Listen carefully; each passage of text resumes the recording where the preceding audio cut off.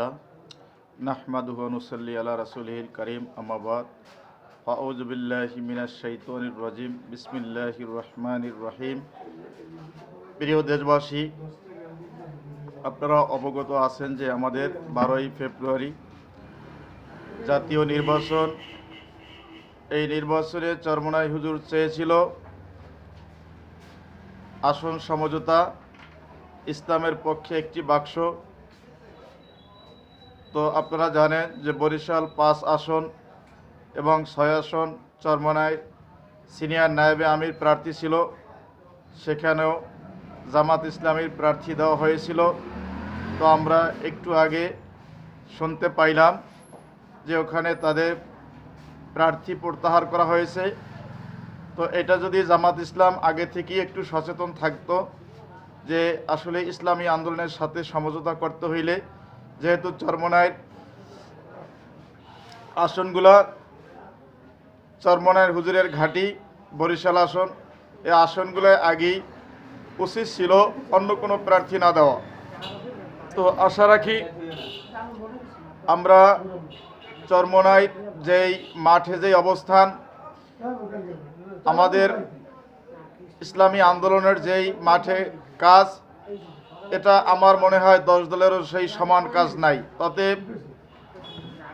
যদি এরকম আরও কোথাও মনে হয় যে আমাদের বলা হয়েছে যে আমরা 32টি আসনে প্রার্থী দেইনি, ওখানে আমাদের যারা যোগ্য আছে, স্বতন্ত্র প্রার্থী আছে, আমাদের সাথে ইসলামের পক্ষে থাকে, তাদেরকে দেওয়ার কথা বলা হয়েছে। যদি জামাত ইসলামী মনে করে যে না, চরমোনাইয়ের হুজুরের আরও যেখানে যেখানে প্রয়োজন, যেখানে জামাতের শক্ত ঘাঁটি নাই, ওখানে চরমোনাইয়ের হুজুরকে দেওয়া হোক, ওইয়ের বিনিময় হইলেও আমাদের ওই আসনগুলা তাদেরকে দেওয়া হবে। তো অতএব আমরা চাই ইসলামের পক্ষে একটি গণজোয়ার হোক।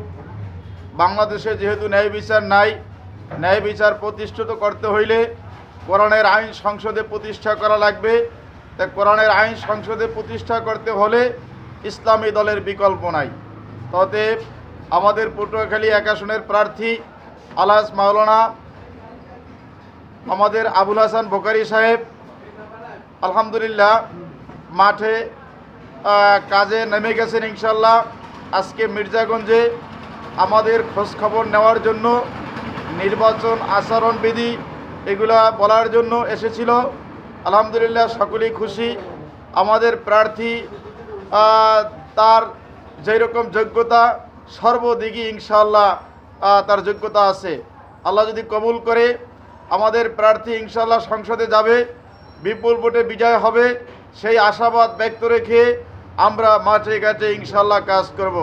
এই জন্য আমাদের পটুয়াখালী 1 আসনের যারা আছেন, আমাদের এই পটুয়াখালী 1 আসনের ভোটার যারা আছেন, আমরা সকলকেই উদ্যত আহ্বান জানাবো ইসলামের পক্ষে চরমোনাইয়ের হুজুরের মনোনীত প্রার্থী হাত পাখা মার্কা দেখে আমাদের আবুল হাসান বোকারি সাহেবের মার্কায়, হাত পাখা মার্কায় ভোট দিয়ে ইসলামকে জয়যুক্ত করুন।